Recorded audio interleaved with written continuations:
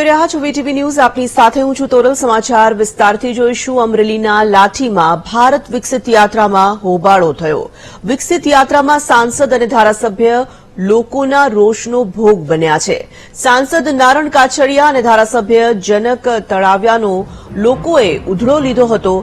હજીરાધાર તળાવને લઈને લોકોએ સાંસદ અને ધારાસભ્યને આડે હાથ લીધા। કાર્યક્રમમાં હોબાળો થતા સાંસદે વીડિયો બંધ કરવાનું પણ કહ્યું। હોબાળો થતા અધિકારીઓ પણ મૂંઝવણમાં મુકાયા હતા।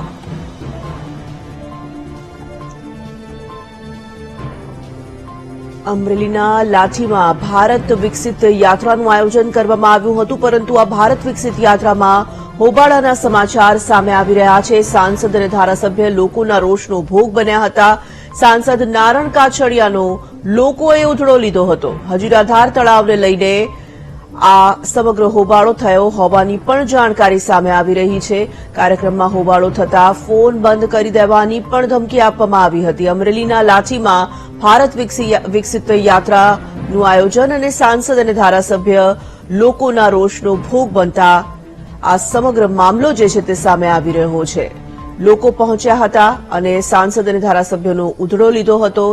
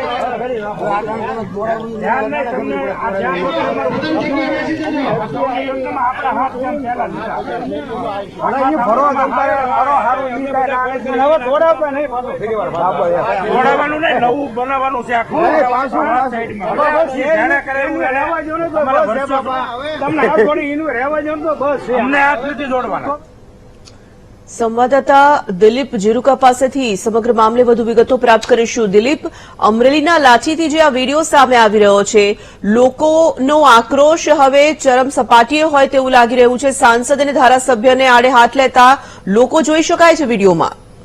જી તોરલ, લાઠીના હજીરાધાર ગામે ભારત વિકસિત યાત્રામાં ભારે હોબાળો થયો તો ગઈકાલની ઘટના છે। વિકસિત જે યાત્રામાં હજીરાધાર જે ગામ આવ્યું તે દામનગર તાલુકાનું ગામ છે। સાંસદ અમરેલી સાંસદ નારણ કાછડિયા અને સ્થાનિક ધારાસભ્ય છે લાઠીના જનક તળાવિયાએ લોકોએ અહીં ગામમાં ઉધડા લીધા હતા।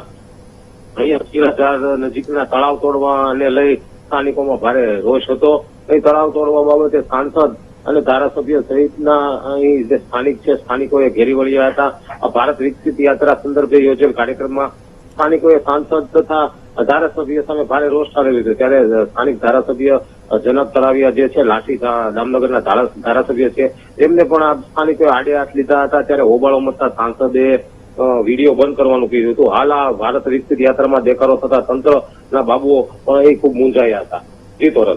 દિલીપ, ધન્યવાદ તમામ વિગતો માટે।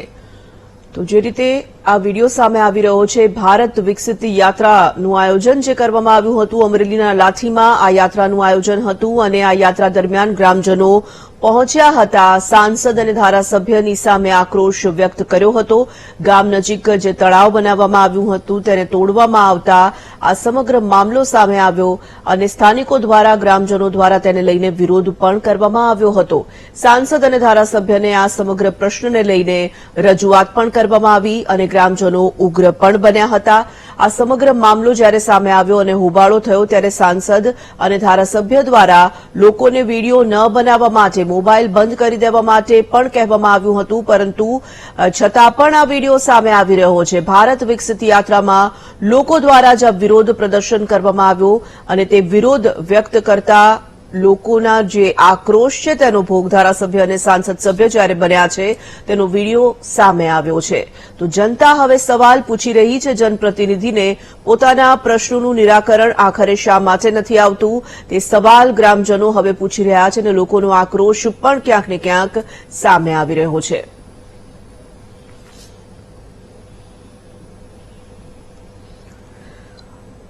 દિનેશભાઈ, હજીરાધાર ગામના સ્થાનિક આપણી સાથે ફોન લાઈન પર જોડાઈ ચૂક્યા છે. દિનેશભાઈ, શું આખો આ મામલો હતો, આપ જણાવવા માંગશો? આખરે કઈ બાબતને લઈને આક્રોશ છે?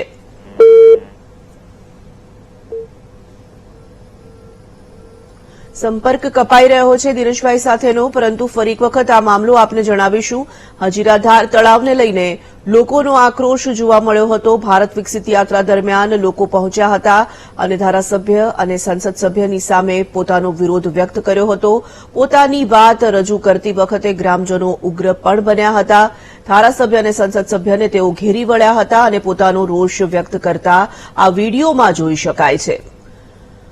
તો હજીરાધાર તળાવને લઈને અનેક વખત ગ્રામજનો દ્વારા રજૂઆત કરવામાં આવી હતી, છતાં પણ કોઈ જ કાર્યવાહી ન થતા અને તે દિશામાં શા માટે આવો નિર્ણય કરવામાં આવ્યો તેવો પ્રશ્ન હવે ગ્રામજનો પૂછી રહ્યા છે. યાત્રા દરમિયાન લોકોના આક્રોશનો ભોગ જનપ્રતિનિધિઓ બનતા જોઈ શકાય છે.